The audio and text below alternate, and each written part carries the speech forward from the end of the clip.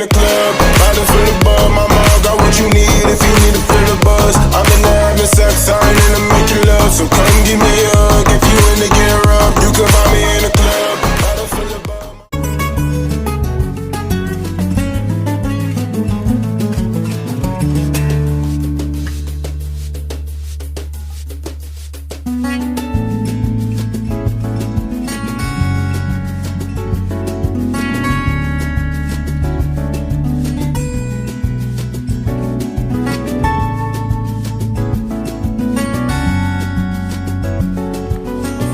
Saya akan menjelaskan sejarah ekonomi kelembagaan. Ekonomi kelembagaan muncul dari adanya kritikan yang ditunjukkan pada asumsi klasik dan neoklasik.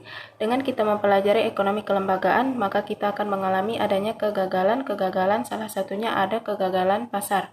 Kegagalan pasar ini yang diabaikan atau yang tidak dipikirkan oleh kaum klasik atau neoklasik. Di sini ekonomi kelembagaan berperan untuk mengusut apa yang menyebabkan kegagalan pasar tersebut.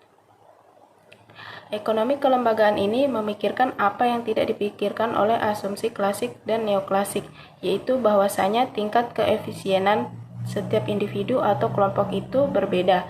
Jadi, pada intinya ekonomi kelembagaan adalah ekonomi yang menekankan pada hak kepemilikan. Mereka yang memiliki untuk mengatur dan berperan dalam sektor perekonomian serta pengembangannya. Dalam hal ini, pemilik faktor produksi menjadi pelaku pengembangan perekonomian. Sedangkan dalam prakteknya, bahwa faktor-faktor yang mempengaruhi individu dalam mengambil keputusan seperti faktor sosial, politik, dan lainnya.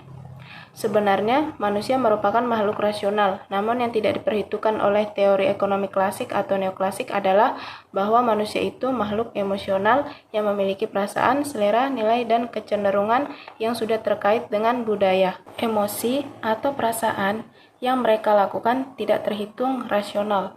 Sebelum transaksi ekonomi terjadi, biasanya pelaku ekonomi dihadapkan pada pilihan ekonomi, di mana juga dipengaruhi oleh faktor lingkungan, fisik, dan teknologi. Faktor seperti lingkungan ini digunakan menjadi faktor sosial, sejarah, dan kelembagaan, di mana menjadi bagian yang tidak terlepas dari dunia ekonomi, sedangkan sosial dan kelembagaan sifatnya tidak statis, maka keadaan perekonomian tidak mungkin selamanya sama, pasti mengalami perubahan-perubahan yang dengan kata lain dapat disebut dinamis. Ekonomi kelembagaan baru menjelaskan adanya kelemahan dalam pemahaman ekonomi neoklasik seperti yang pertama, pasar dapat berjalan dengan sempurna tanpa biaya karena informasi telah tersebar secara luas dan merata, sehingga pembeli tahu benar barang atau jasa apa yang akan dibelinya.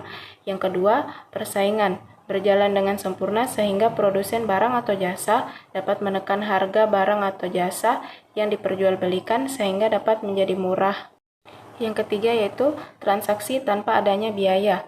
Yang keempat, penegakan hak kepemilikan properti tidak memerlukan biaya.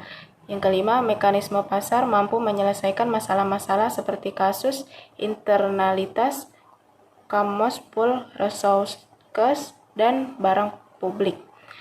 Ekonomi kelembagaan baru juga memberikan perspektif yang berhubungan dengan masalah-masalah di atas seperti yang pertama, pasar membutuhkan biaya agar dapat berjalan karena pada dasarnya informasi sifatnya asimetris.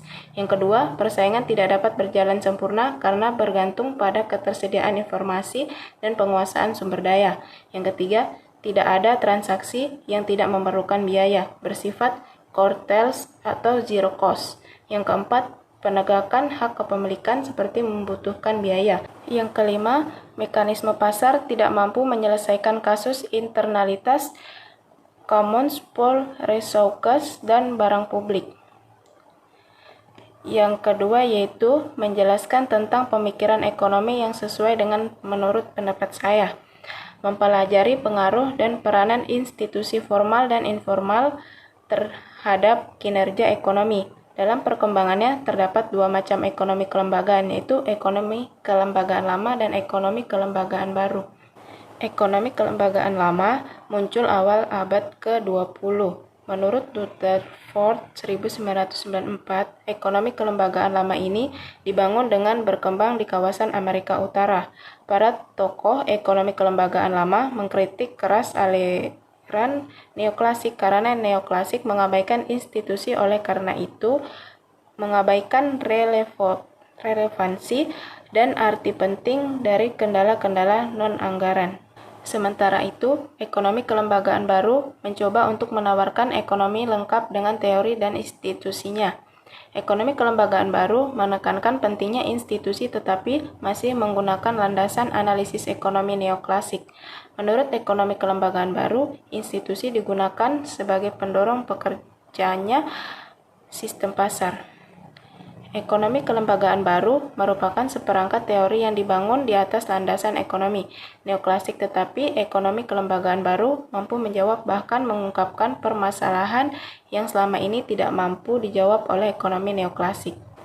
Salah satu permasalahan tersebut adalah ekstensi sebuah perusahaan sebagai sebuah organisasi administratif dan keuangan. Ekonomi kelembagaan baru merupakan sebuah paradigma baru di dalam mempelajari, memahami, mengkaji, atau bahkan menelaah ilmu ekonomi.